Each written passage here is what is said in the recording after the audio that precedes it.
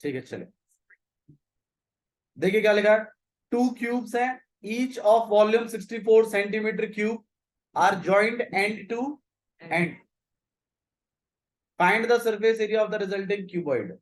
देखो भाई मुझे एक बात बताओ, अगर आप दो क्यूबों को एंड टू एंड ज्वाइन करोगे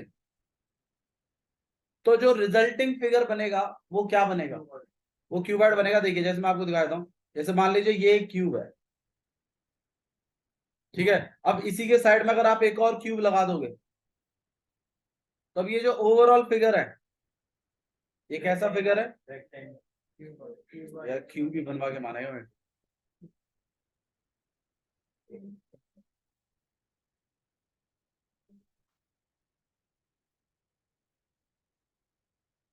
ये क्यूब हो गया, इसी के साइड में इस साइड से हम एक और क्यूब अटैच कर रहे हैं इसके साथ। क्यूब अटैच करने का है, आप ऐसे बना दीजिए, फिर एक ऐसा ही स्क्वायर नीचे बना दीजिए और एंड टू एंड। तो अब ये जो तैयार हुआ, ये क्या तैयार हुआ है? क्यूबॉइड। मतलब क्यूब के साइड में अगर आप एक और क्यूब रखते हैं, एक वो जो स्क्वायर जो अपना डाइस रहती है उसके साइड में एक और डाइस रखोगे तो फिर लंबी डाइस बन जाएगी ना। ठीक है, जैसे ये एक क्यूब है, इसी के साइड में आपने एक और क्यूब रख दिया बाजू वाला, तो ये जो अब ये जो बना है ये पूरा का पूरा मामला ये क्या बना है? क्यूबॉइड।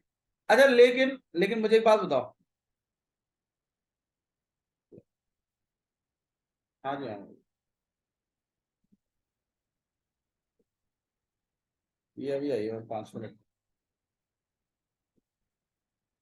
अलग अलग लग गया इसको 5 मिनट, आपने जो मुझे कॉल किया उसके 5 मिनट बाद आए। हाँ ठीक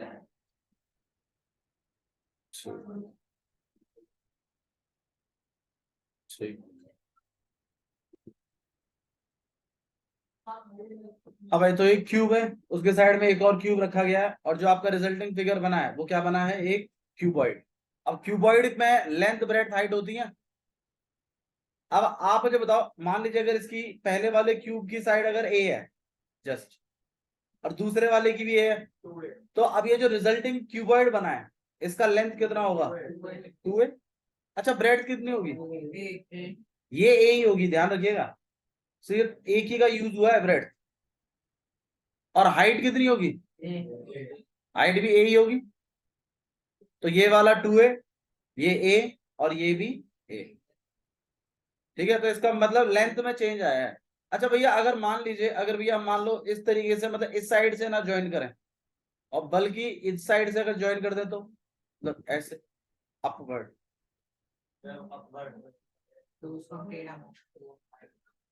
तो किस चीज में इंक्रीमेंट आएगा? हाइट में।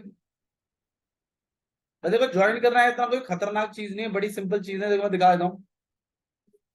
जब कभी आप क्यूब बनाओगे तो ऑब्वियस सी बात है आपको दो स्क्वायर बनाने पड़ते हैं, राइट? है ना, एक के अंदर एक। मतलब पहले आप एक स्क्वायर बनाते हैं और फिर उसी के डायगोनल पे एक और बनाते हैं और फिर आप कोनों को जोड़ देते हैं, तो क्या तैयार हो जाता है? क्यूब।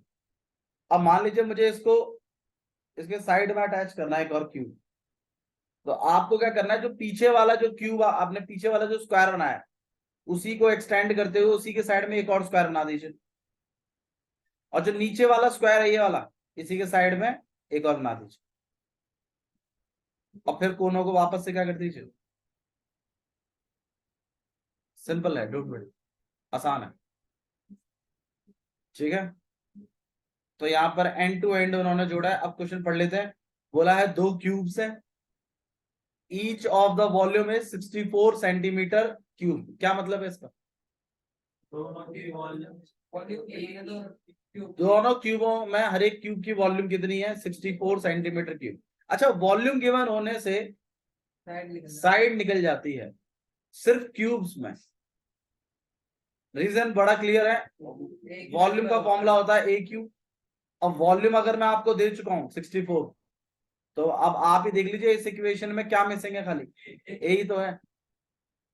और ए निकालना तो जरूरी भी है, वरना टोटल लेंथ कैसे निकलेगी उसकी, या ब्रेड्थ कैसे निकलेगी और हाइट कैसे निकलेगी? भैया कैसे निकालेंगे? इस ए को इधर भेजेंगे तो मतलब ए को अकेला करोगे तो इस तरफ जाएगा, तो 64 के ऊपर क्यूब रूट बन जाएगा, स्क्वायर रूट नहीं है ये। ये क्यूब रूट है। स्क्वायर रूट में सिंगल ऐसे लिखते हैं बस, और क्यूब रूट में ऐसे लिखते हैं 3, और कॉर्नर में लिखते हैं ऊपर में छोटा सा, बड़ा 3 नहीं लिखना है आपको, छोटा 3 लिखते हैं। यहाँ पे 3 इसके साथ मल्टीप्लाई में नहीं है, पावर 1/3 है। भैया इसको सॉल्व कैसे करते हैं? जैसे स्क्वायर रूट को करते हैं, स्क्वायर रूट मतलब 2 हो गया, पावर 1/2। और जब स्क्वायर रूट को कैसे सॉल्व करते हैं? 2 के जोड़े बना बना के। ऐसे क्यूब रूट को कैसे सॉल्व करेंगे? 3 के जोड़े बना बना के। अब अगर आप इस क्यूब रूट को मतलब 64 को अगर बनाएं तो आपको कुछ ऐसा मिलेगा, 1 2 3 4 5 और 1 6, और 3 के जोड़े बनाओ तो एक तो ये जोड़ा बन गया, एक ये जोड़ा बन गया, तो एक तो 2 बाहर आ गया, और क्यूब रूट तो एक तो 2 बाहर आ गया और एक और 2 बाहर आ गया, और 2 2 सा।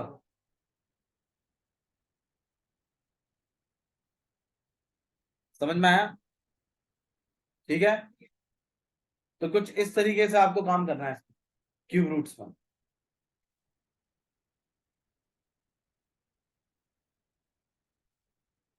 तो इसी तरीके से आप वो 64 वॉल्यूम वाला जो है, उससे सबसे पहले क्या बनाएंगे? एक इक्वेशन। बाबू शीट पास करो, ये वाली कुछ शीट स्टार्ट करें क्वेश्चन। सबसे पहला क्या कह रहा है सुखजीत? क्वेश्चन में क्या कह रहा है? 2 क्यूब लगाओ एंड टू एंड, और हर एक क्यूब की वॉल्यूम कितनी है? 64। तो आइए पहले तो क्यूब लगा देते हैं एंड टू एंड।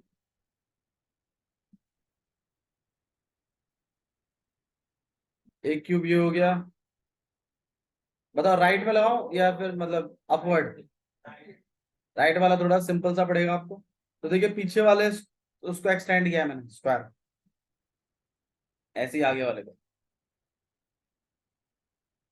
और अटैच करो। ठीक है, अच्छा जी,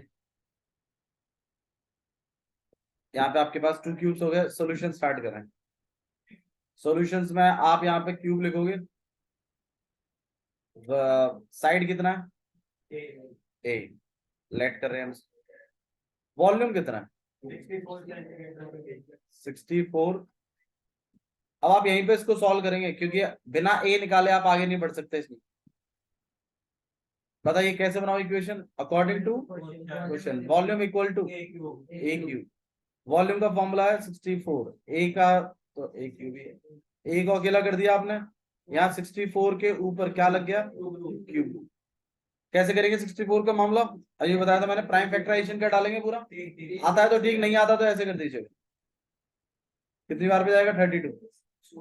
16 2 बार पे 8, 2 बार पे 2 बार पे 2 और 2 बार, तो 6 है टोटल। तो आप इसको ऐसे लिख सकते हैं,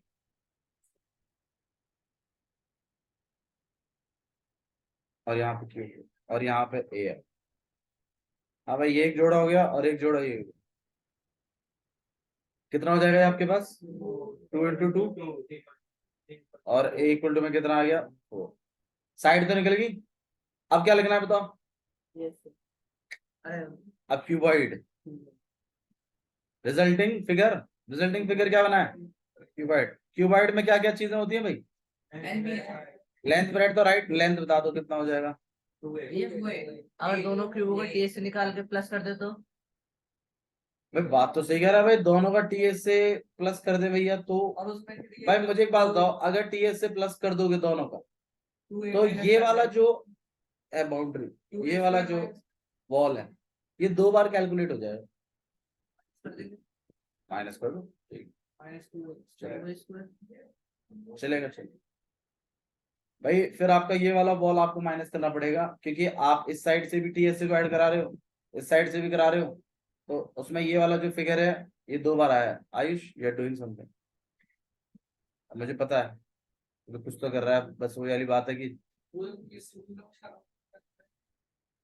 पता नहीं ड्रामा कुछ तो कर रहा है। ठीक है, तो हाँ ये वाला प्रोसेस भी चल जाएगा, चले, ठीक है। अच्छा जी, लेंथ कितनी हो जाएगी भाई? उसमें दोनों की साइड ऐड हुई थी, तो कितना लिखूं? अरे 2x बता ना, ए पता तो चल गया, 4 था ए। लेंथ कितना हो जाएगा? 8। ब्रेड कितना हो जाएगा? 4। क्यों? बिल्कुल सही बात है, क्योंकि ब्रेड पे कोई फर्क नहीं पड़ा था, लेंथ पे पड़ा था, और हाइट पे भी कोई फर्क नहीं पड़ा था, तो हाइट भी आपके पास। अब क्या करना है, फॉर्मूला अब टीएस से। हाँ भाई, टीएस से का बता दो। टू ब्रैकेट के अंदर एलबी प्लस लेंथ कितना है 8, 4 इंटू 4, 4 इंटू 8। हाँ भाई, यहाँ पे 2, 8 4 यहाँ पे आ जाएगा आपके पास 64, 64 और 16 कितना हो जाएगा आपके पास 80, और 2 into 80 that will be centimetre square area है। समझ में आया किस तरीके से करना है। अगर वो अपवर्ड लगता तो लेंथ ब्रेड पे, तो लेंथ और ब्रेड पे कोई फर्क नहीं पड़ता, हाइट पे पड़ता। ठीक है, तो इस तरीके से आपको कुछ काम करना है। नेक्स्ट क्वेश्चन देख रहे हैं हम लोग, क्वेश्चन नंबर सेकंड। देखिए क्वेश्चन नंबर सेकंड क्या लिखा हुआ है। बोला है अ vessel in a form of, देखो एक चीज मैं आपको थोड़ा समझा देता हूँ, कुछ कंसेप्ट हैं थोड़े छोटे छोटे, मतलब लैंग्वेज का मैटर है थोड़ा सा। देखिए, अगर मैं ये कह रहा हूं कि एक सॉलिड हेमिस्फेयर है, क्या है, एक सॉलिड हेमिस्फेयर, और इसके ऊपर एक सिलेंडर रखा हुआ है। अब वो सिलेंडर मतलब छोटा भी हो सकता है। अगर क्वेश्चन में ही कह दे कि सेम रेडियस का है, तब तो बात अलग है। देखो, अगर कोई चीज सॉलिड है तो उसके ऊपर रखी जा सकती है, मतलब सिलेंडर उसके ऊपर आप रख सकते हो, कोई इश्यू नहीं है, क्योंकि वो फुल ऑपैक है, पूरा का पूरा भरा हुआ है, तो आप उस पर रख सकते हो। पर आप बताइए कि अगर कोई चीज हॉलो है, मतलब अगर मैं कहूं ये हेमिस्फेयर हॉलो है, खोखला है, कटोरी है, और अगर मैं कहूं फिर भी मैंने इसके ऊपर फूक नहीं रख दी है, तो आप बताइए क्या ऐसा हो सकता है। ऐसा बस एक ही केस में हो सकता है, जब दोनों मतलब बिल्कुल किनारियों पे रखी हुई है दोनों चीज। ये थोड़ा सा ना लैंग्वेज का फर्क है बस यहाँ पर। कभी कभी वो क्या कहेगा ना, वो ये बात कहेगा आपसे कि भाई एक मतलब एक हेमिस्फेयर है सॉलिड वाला, उसके ऊपर एक सिलेंडर रखा है इतनी रेडियस का।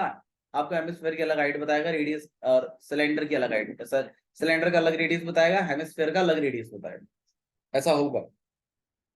लेकिन अगर वो ये कहे कि ना जी एक हॉलो हेमिस्फेयर है, उसके ऊपर एक सिलेंडर रखा है, तो अब वो खाली कटोरी है, उसके ऊपर आप एक फूक नहीं रख रहे हो, तो उसके लिए वो सेम रेडियस नहीं बोलेगा। वहां आप ऑब्वियस सी बात है, वो सेम रेडियस ही होगा। अगर हॉलो हेमिस्फेयर और हॉलो सिलेंडर है तो, और अगर वो वाकई में एक दूसरे के ऊपर माउंटेड है तो, ये यहाँ पे थोड़ा सा आपको समझना पड़ेगा। हालांकि उन्होंने कभी इस चीज में घुमाया नहीं, बट मैं आपको क्लियर करके चल रहा हूँ पहले से। क्वेश्चन नंबर सेकंड देखिए, इसी पे है ये।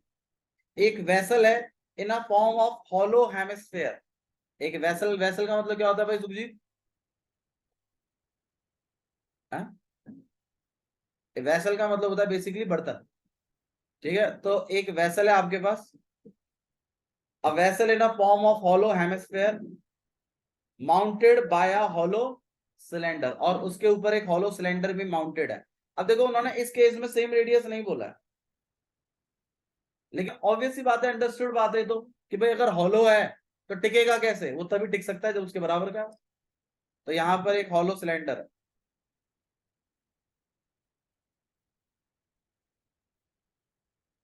हाँ जी, आगे देखिए क्या बोला है। The diameter of the hemisphere is 14 centimetre. Diameter कितने का है 14, तो आप डायमीटर ना लेंगे, आप डायरेक्टली डायग्राम में क्या बना है, रेडियस। रेडियस कितना हो जाएगा 7 सेंटीमीटर। सही है। और देखिए, and total height of the vessel is 13 centimetre. मेरे ख्याल से क्वेश्चन हमने आपने किया ही हुआ है शायद।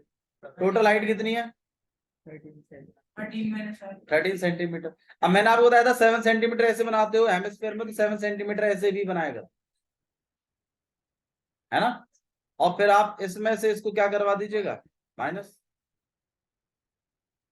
अरे बाकी जो बच गया यार, ये कितना है 6 सेंटीमीटर। डायग्राम में जितना ज्यादा इन्फो होगा उतना बढ़िया आपके लिए, उसके अपने एक नंबर है। अब देखिए अब क्या पूछा आपसे, अब ध्यान रखिएगा ये हॉलो है। Find the inner surface area of the vessel. देखो अगर वो बोलता सरफेस एरिया सिर्फ, तो मामला कैसे कैलकुलेट करते हैं आप सरफेस एरिया? सरफेस एरिया मैंने बताया, सरफेस एरिया क्या होगा? जो सतह आप देख सकते हो। अब वो है खोखला, तो आप बाहर से भी देख सकते हैं और अंदर देखोगे तो भी दिखाई देगा, तो 2 टाइम्स कैलकुलेट होगा, एक इनर और एक आउटर।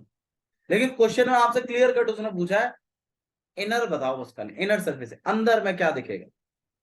तो अंदर में अगर हम बात करें तो अब आप बताइए, अगर आप ऊपर से इसमें देखोगे तो क्या ये वाला सर्कल दिखाई देगा?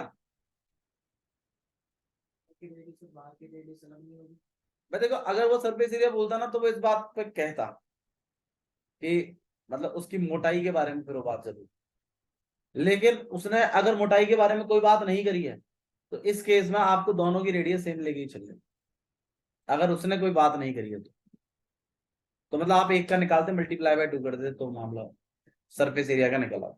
लेकिन अगर उसने रेडियस के बारे में कोई बात करी है तो वहां पर आपको फिर दोनों का अलग अलग निकालना पड़ेगा। हाँ भाई, अब आप बताइए क्या ये सर्कल दिखाई देगा?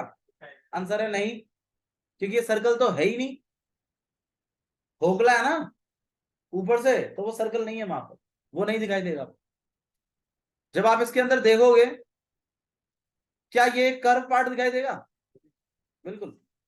आप इसको ऐसे सोचिए ना, एक फूकनी रखी है एक कटोरी के ऊपर, अब आप बताइए जब उसके अंदर देखोगे तो तुम्हें फूकनी का वो कर्व पार्ट दिखाई देगा ना, सिलेंडर का कर्व पार्ट दिखाई देगा, और वो जो नीचे कटोरी रखी है उसका भी तो कर्व पार्ट दिखाई देगा। अच्छा क्या यार ये वाला सर्कल दिखाई देगा? ये वाला, अरे ये तो रियलिटी में है ही नहीं, बिल्कुल पारंपरिक तो है मामला। तो आपको क्या कैलकुलेट करना है इसके टीएससी के लिए? CSC of cylinder plus CSC of hemisphere. समझ में आया क्या करना है? अब आप बताइए लिखना लिखेंगे कैसे इसको? ये स्क्वायर हाँ बोलो बाबू। ये स्क्वायर है, इनर और आउटर से सरफेस एरिया सेम रहेगा। अब देखो हाँ इनर आउटर सेम रहेगा, क्योंकि इसमें ना मोटाई के बारे में कोई बात नहीं, बट अगर थिकनेस के बारे में बात होती है ना कि भाई मेटल की थिकनेस इतनी है, फिर उस केस में अलग अलग है। उस केस में भाई देखो इस चीज को भी समझ लीजिए प्लीज। भाई देखो अभी फिलहाल के लिए इसकी मोटाई के बारे में कोई बात नहीं, लेकिन इन केस कभी मोटाई के बारे में बात हुई बाई चांस, और अगर आपको बोलता है नहीं सरफेस एरिया बताओ, तो ध्यान रखिएगा इनर सिलेंडर और आउटर सिलेंडर अलग अलग कैलकुलेट होंगे, फिर इनर हेमिस्फेयर और आउटर हेमिस्फेयर अलग अलग कैलकुलेट। हाँ और फिर ये वाली बाउंड्री भी, इसको कैसे निकालोगे इस वाली बाउंड्री को? आउटर सर्कल माइनस, बिल्कुल जब ऊपर से देखेंगे तो कुछ ऐसा दिखाई देगा। सॉरी थोड़ा ज्यादा छोटा हो गया।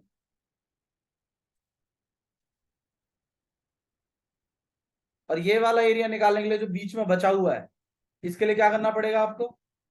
ये पूरे सर्कल में से इस अंदर वाले सर्कल को क्या करा दीजिए माइनस, आपके पास ये मोटाई वाला एरिया निकल कर आ जाएगा।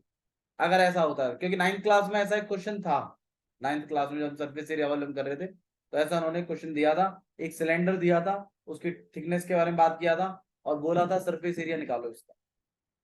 तो उस केस में आपको इनर सरफेस एरिया भी निकालना था, आउटर भी निकालना था, और वो थिकनेस भी निकालनी थी, और वो भी 2 बार, क्योंकि एक थिकनेस ऊपर की थी और एक थिकनेस ऐसी नीचे भी थी। हाँ वो जो भी था, तो ऐसा एक क्वेश्चन आया हुआ है ऑलरेडी आपके 9th क्लास में। तो 10th क्लास में शायद आपको अगर केस स्टडी में दे दिया और थिकनेस के बारे में बात कर दी तो हाँ ये क्वेश्चन वहां बन सकता है। ठीक है, बट अभी फिलहाल के लिए सिंपल है। अब आप ये बताइए लिखेंगे कैसे? सबसे पहले क्या लिखा सूर्य? वैसल। अब भाई वैसल में क्या क्या चीज आई है? एक तो सिलेंडर आया है, बिल्कुल, और एक हेमिस्फीयर। हिमांशु पार्टिसिपेट किया करो अभी, यहाँ लिखना इसलिए बंद करा रखा है। हाँ भाई इसके बाद क्या लिखा है? सिलेंडर में क्या चीज के बारे में बात करेंगे? नहीं, बिल्कुल, उनकी जो बेसिक इन्फो है उसके बारे में बात करते हैं खाली। तो एक तो रेडियस है 7 सेंटीमीटर और हाइट, वो चीज आपने कैसे निकाली है? 13 माइनस 7 दैट इज सिलेंडर के लिए इतना काफी है, रेडियस और हाइट। बाकी आपके पास हेमिस्फेयर है, हेमिस्फेयर का बताइए क्या लगेंगे? रेडियस कितना है इसका? ये इसका डन है। इसके बाद फिर अपना सरफेस एरिया है ना। हाँ भाई, सरफेस एरिया ऑफ वेसल। बताइए क्या क्या चीज लिखनी है इसमें? CSA of cylinder plus CSA of, हाँ भाई हिमांशु बता, CSA ऑफ सिलेंडर क्या है? कोई और मत बता देना, 10 डंडे चढ़ाऊंगा तो। 2πr/h। और CSA ऑफ हेमिस्फीयर 2πr²। दोनों का रेडियस सेम है, अलग अलग है? तो दोनों में R ही लिखना है आपको। अच्छा, एक और इजी बताता हूँ आपको मामला, एक और थोड़ा सा। यहाँ पे ना जब R सेम होते हैं तो R ही लिखा करो। यहाँ शॉर्ट फॉर्म्स भी लिख दोगे तो और अच्छा लगेगा कि आप R यूज कर रहे हैं। कहीं अलग होगा तो कहीं R1 कहीं R2 यूज कर देना। पहले से लेके चलिए मामले को, ठीक है? अच्छा जी, फॉर्मूले आपने लिख दिए। याद रखिएगा, इसको लिखने के अपने नंबर हैं, चाहे बेशक आप सॉल्व ना करें, पर इसको लिख दिया आपने तो मतलब मामला लगभग आधे से ज्यादा का हो चुका है। चलिए, उसके बाद क्या बताया था मैंने? कॉमन निकालना है। दोनों में कॉमन क्या है? 2πr। H plus R। तू तो चला गया ना, 2 इंटू में H कितना था? 6 प्लस यहाँ पे 44 इंटू में 13। 13 4 था 52। कितना आएगा भाई? समझ में आ गया? वो सिंपल है, ठीक है। नेक्स्ट क्वेश्चन देख रहे हैं भाई। क्वेश्चन नंबर 3 हम ऑलरेडी कर चुके हैं वैसे। आइए फटाफट कर लेते हैं, क्योंकि कल 3 वाला थोड़ा सा आप लोग को भी डाउट में, इस डाउट से में रहा था। क्वेश्चन नंबर 3 देखिए, टॉय वाला क्वेश्चन है। उसमें एक कोन है और वो माउंटेड है किसके ऊपर? एक हेमिस्फेयर के ऊपर। तो यहाँ पर एक कोन बना लेते हैं हम, और ये जो कोन है किसके ऊपर माउंटेड है? एक हेमिस्फेयर पे।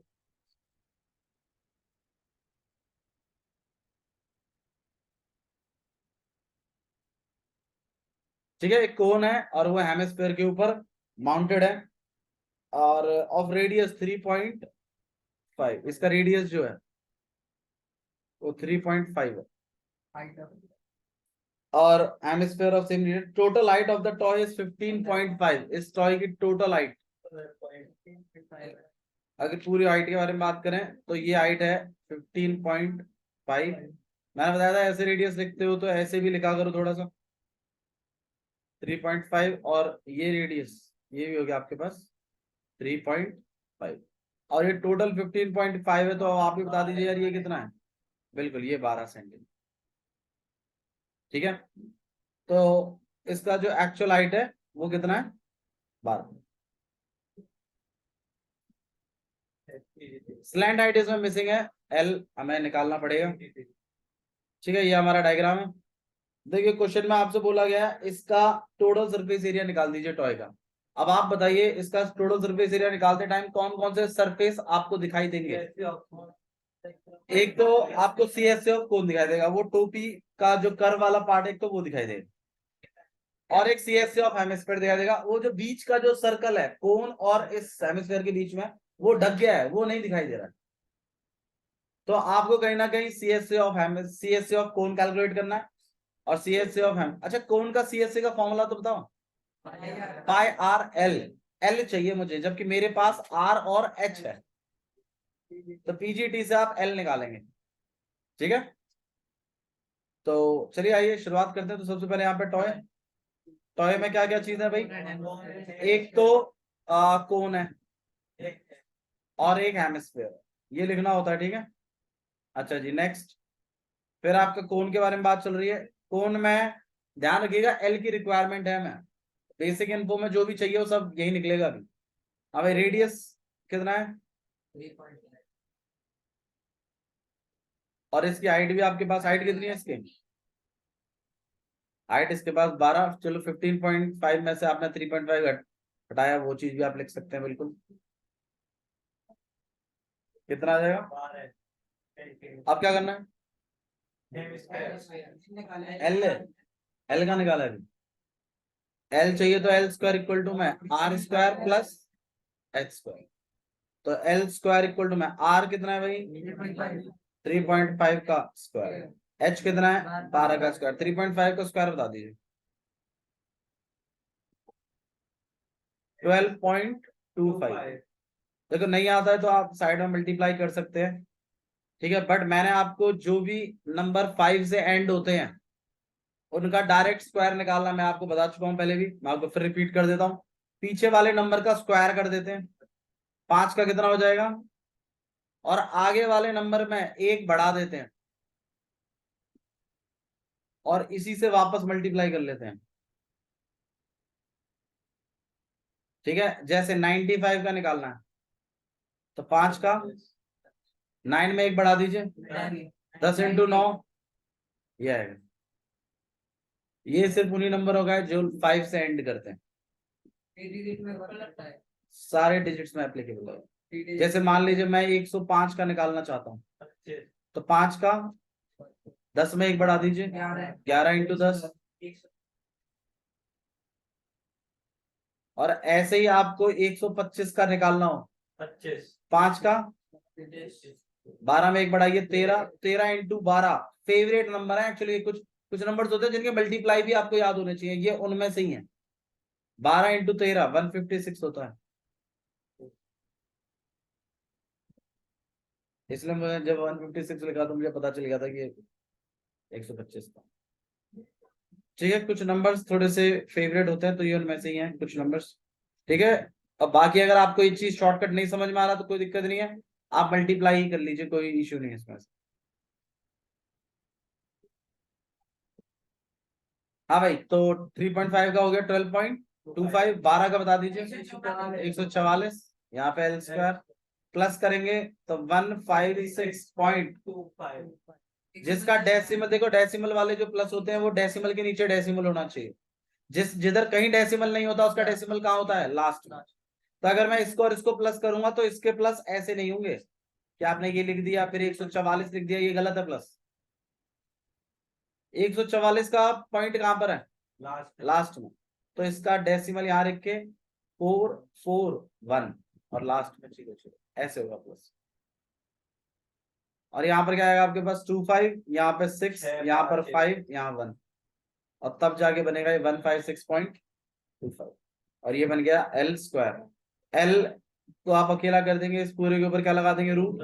भाई मैंने 15625 लिख दिया और हटा के नीचे 100 लिख लिया।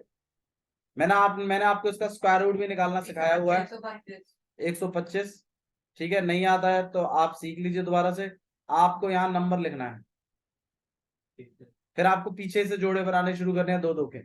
अगर सिंगल बचता है तो लास्ट में सिंगल बच गया, डबल बचता है तो डबल का जोड़ा बन जाएगा, 3 बचते हैं तो 2 का जोड़ा लेकर फिर एक लास्ट वाला सिंगल आ जाएगा, ठीक है। ये बनाने के बाद फिर आपको इसको डिवाइड में लगाना है ऐसे, पहले वाले जोड़े के नजदीक का स्क्वायर लिखना है, तो 1 के नजदीक का स्क्वायर 1 ही होता है, तो आपने वो 1 यहाँ भी लिखना है और यहाँ भी लिखना। 1 का स्क्वायर 1 1 जा 1, माइनस कर देना है, 0 हो गया, फिर अगला जोड़ा उतार लेना है। अब इसको डिवाइड करने के लिए मुझे डिवाइजर फिर लिखना है। अब देखिए इस वाले डिवाइड का ना एक रूल है कि नया डिवाइजर लिखने के लिए ना पिछले डिवाइजर का इस्तेमाल होता है, तो पिछला डिवाइजर कौन है, 1। इसमें जो आपके ऊपर जो क्वेश्चन आ रहा है उसका लास्ट वाला नंबर प्लस करना है। 1 में इसका लास्ट वाला एक ही नंबर लिखा हुआ है, तो 1 को प्लस कर दीजिए, इसमें कितना हो जाएगा आपके पास, ठीक है। और फिर यहां पर अपनी मर्जी से एक नंबर लिखना है, उस नंबर को इसी से क्या कराना है, मल्टीप्लाई, और इससे आगे नहीं जाना चाहिए। तो अब अगर मैं यहाँ पे मान लीजिए अगर मैंने 3 भी लिख दिया बाई चांस, तो मैं 3 से मल्टीप्लाई करना पड़ेगा, 3 3 सा 3 2 सा, ये तो गलत हो गया भाई, 56 से कम चाहिए मुझे। तो मैं क्या करूँगा यहाँ पे 2 रखूंगा। हाँ अब कितना आएगा 44। अब यहाँ लिखा है तो जिससे मल्टीप्लाई करेंगे आप उसको ऊपर भी लिखिए। तो यहाँ कितना आ जाएगा, बाकी कितना बच गया 2, और यहाँ कितना आ गया 25। अगला जोड़ा उतार लीजिए। मैंने अभी थोड़ी देर पहले बताया था आपको डिवाइजर कैसे लिखते हैं, पिछला वाला डिवाइजर प्लस लास्ट वाला नंबर। तो 22 में 2 और प्लस कर दिया, कितना हो गया। देखो बहुत सारे टीचर ना एक चीज और सिखाते हैं इसमें, कि जो आपका पिछला डिवाइजर था ना उसके लास्ट वाले नंबर को इसी में दोबारा प्लस कर देते हैं, ऐसा भी सिखाते हैं, वो भी सही है। अब आप कुछ सोचिए ना, 22 में आप लास्ट का कौन है 2, 2 को ही प्लस कराओगे तो कितना हो जाएगा 24। बात वही है, मैं यहां से उठाने के लिए कह रहा हूँ, वो यहीं से कह देते हैं, बस ये फर्क है। ठीक है, तो अगर आपको ये वाला टेक्निक समझ में आता नहीं यहीं से प्लस करना है तो वो कर लीजिए। 22 में 2 और प्लस कर दिए, कितना हो जाएगा आपके पास 24। यहाँ पर आपको एक नंबर लिखना है कि इससे पार ना जाए, तो मेरे ख्याल से 5 रख देते हैं, ऊपर भी रखना पड़ेगा, तो ये पूरा पूरा कट जाएगा। और जो क्वेश्चन आपका आया वही आपका रूट है। तो यहाँ आएगा आपके पास 125 अपॉन में 100 का क्या होता है 10, तो कितना हो जाएगा ये 12 पॉइंट। ये आपके पास एल निकल आया है। कोण में मेरे ख्याल से एल चाहिए था आपको पाई आर एल लगाने के लिए। और क्या चीज है भाई इसमें, एक हेमिस्फीयर और है, हेमिस्फीयर को और लिख लेते हैं। हाँ भाई हेमिस्फीयर का, हेमिस्फीयर में क्या चीज चाहिए,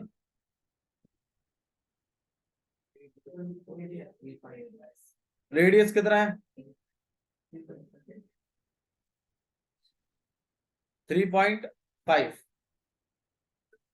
और हेमिस्फीयर निकल आया। इसके बाद आपको क्या करना है सी एस से नहीं सरफेस एरिया। अब सरफेस एरिया कैलकुलेट करना, हाँ सरफेस एरिया बिल्कुल ऑफ टॉय। हाँ भाई सरफेस एरिया ऑफ टॉय में क्या लिखा है सी एस से of cone plus C S से ऑफ हेमिस्फीयर। हाँ भाई बताइए सी एस से ऑफ कोन का formula pi r L, C S of hemisphere का, सी एस ऑफ हेमिस्फीयर का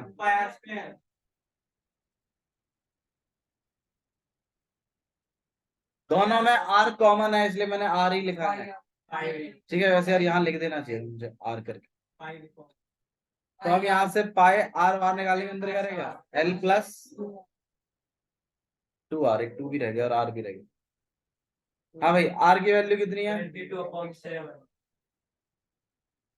35.10 लिख दें। एल की वैल्यू कितनी गई थी आर की वैल्यू कितनी है 3.5 इंटू 2 7, 7 प्लस 12.5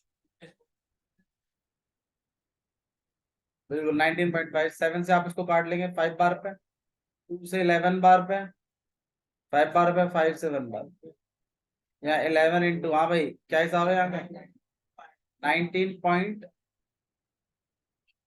ये आपके पास 214.5, यहाँ पे 5 9 प्लस 5 14 10 और 11 और 1।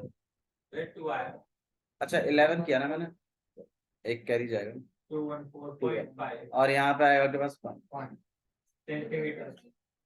Centimetre 214.5 centimetre square. ठीक है, एग्जाम्पल नंबर 5 कौन सा वाला बैंक वाला बर्थडे, रुक जाओ एक्सरसाइज में कर लेंगे। हाँ हाँ कोई दिक्कत नहीं, कोई दिक्कत। हाँ जी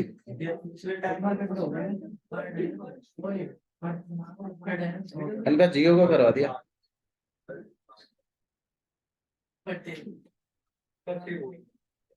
इसमें इनका 6 GB वाला करता हूँ। हाँ जिसमें ठीक है, एक क्यूबिकल ब्लॉक है आपके पास। अब अगर इस क्यूबिकल ब्लॉक पे एक हेमिस्फीयर को रख दिया जाए, चलो आप नॉर्मली समझ के देखो अपने अपने हिसाब किताब से, एक आपके पास एक क्यूबिकल चीज है, आपने उसके ऊपर एक कटोरी रख दी, एक कटोरी आपने ऊपर से रख दी उसको, तो मतलब कुछ इस तरीके से मामला हो और ऐसा। अब आप बताइए क्या क्या चीज दिखाई देगी? अच्छा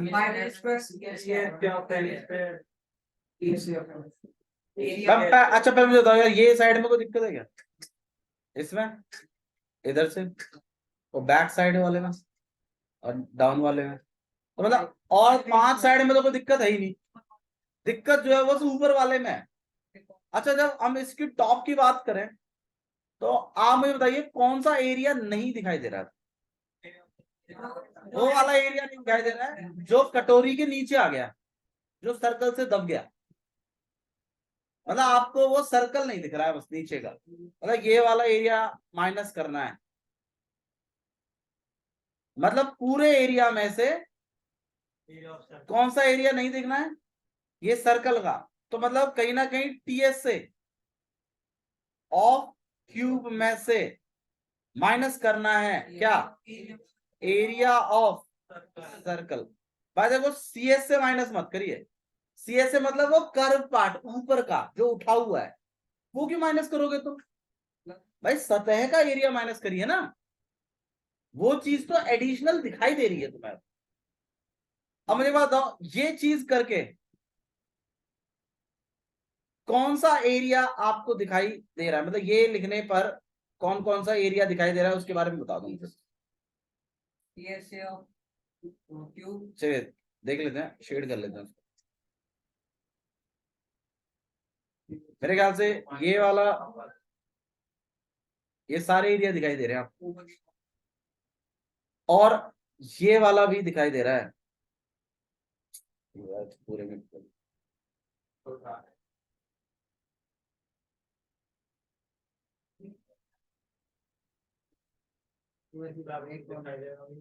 हाँ? भाई वाला दब गया है, करेंगे फिर सब में हो जाएगा, फिर तो मसोगा इतना ना फिर, कोई बात नहीं, इतना थोड़ा सा चला लीजिए काम। ठीक है, ये मेरे ख्याल से ये लिखने पर TSA of cube minus area of circle, ये सारा एरिया हमें दिखता है, मतलब आपको पूरे टीएसए में से अगर वो सर्कल जो नीचे का एरिया है अगर वो माइनस कर दें तो ये कोने कोने का एरिया भी निकल जाएगा साथ में, और पांचों साइडों का एरिया निकल जाएगा। अच्छा अब ये बताओ एक्स्ट्रा एरिया कौन सा दिखाई दे रहा है? ऑफ हेमिस्फीयर, जो आपने कटोरी ऊपर रखी उसकी वो गोलाई भी दिखाई दे रही है। तो मतलब अगर मुझे इस तरीके के किसी भी ऑब्जेक्ट का अगर एरिया कैलकुलेट करना है तो मेरे को टीएसए ऑफ क्यूब में से एरिया ऑफ सर्कल को क्या करा देना चाहिए? माइनस, और प्लस कराना चाहिए क्या चाहिए? CSA of hemisphere. बताइए भाई कोई इशू है? बता दो अभी आयुष, ठीक है।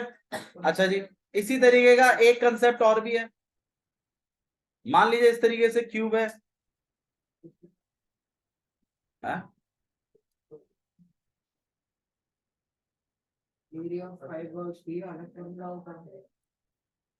भाई डिपेंड करता है ना क्या चीज है, अगर आप निकालना ही चाहो तो भाई कौन कौन सा एरिया इन्वॉल्व हुआ है फिर वो चीज देखनी। कौन कौन से वॉल पे है वो गड्ढा कहाँ है? ऊपर एलबी पे है, बीएच पे है, कहाँ पर है? 2 BH हो गए, एक एलबी आया नीचे वाला, ऊपर वाले एलबी में दिक्कत है। भाई देखिए अगर मान लीजिए अभी तो मैंने अपवर्ड करवाया, अब मैं डाउनवर्ड करवा दूं, मान लीजिए स्कूप आउट कर दिया क्यूब में से, मतलब आपने एक तसला दबा दिया ऊपर से, तो अब आप बताइए कौन कौन सा साइड आपको दिखाई देगा? ये वाली साइड में तो मेरे ख्याल से कोई दिक्कत नहीं है, ना इसमें कोई दिक्कत है, ना इसमें कोई दिक्कत है, ना बैक साइड वाले में। अच्छा ऊपर वाले में, अच्छा क्या चीज नहीं दिखाई दे रही ऊपर वाले में? ये सर्कल अभी भी मिसिंग है क्योंकि इसकी जगह गड्ढा हो चुका है। तो पूरे टीएसए में से टीएसए ऑफ क्यूब में से आपको एरिया ऑफ सर्कल क्या करवाना पड़ेगा, माइनस, और क्या प्लस करवाना पड़ेगा, सीएसए ऑफ हेमिस्फीयर। तब जाके आप इस पूरे का सरफेस एरिया कैलकुलेट कर पाएंगे। बिल्कुल लिख सकते हैं भाई, 5a² लिख दीजिए और प्लस कर दीजिए। प्लस कैसे करोगे, a² minus πr² area of circle minus कर दिया और फिर प्लस कर दीजिए। CS ऑफ हेमिस्फीयर का फॉर्मूला क्या होता है, भाई ये बता तू ये कोने कैसे निकालेगा, फिर तेरे कहे पे चले तो तुझे कोने छोड़ देगा, मुझे कोने भी चाहिए। तुम तो 5a² बोलकर ऊपर वाले उसको हटा ही रहे हो पूरे तरीके से, और वो कोनों का क्या हुआ, वो भी तो रह गया ना। तो वो ये कोनों के लिए ही है फिर, कि पूरे a² में से क्या माइनस कर दिया मैंने। अच्छा यही करना है तो इसके साथ मिला के करो ना।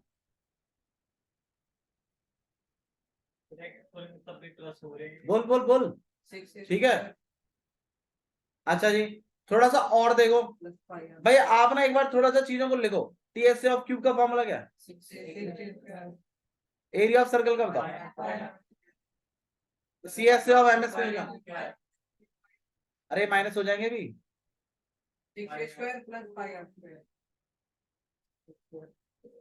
ये लिख लो, ये भी अच्छा है। मतलब मैं तो कह रहा हूँ ये फॉर्मूले लिखने के बाद चीजों को थोड़ा सॉल्व करना, कॉमन के चक्कर में पहले ही मत ले जाना, थोड़ा हो जाएगा सॉल्व। अब इनमें से भैया कुछ भी कॉमन नहीं निकल रहा, अब क्या करें, अब वैल्यू डाल दो, जब नहीं निकल रहा तो, जब नहीं निकलेगा तो वैल्यू डाल देंगे, ठीक है।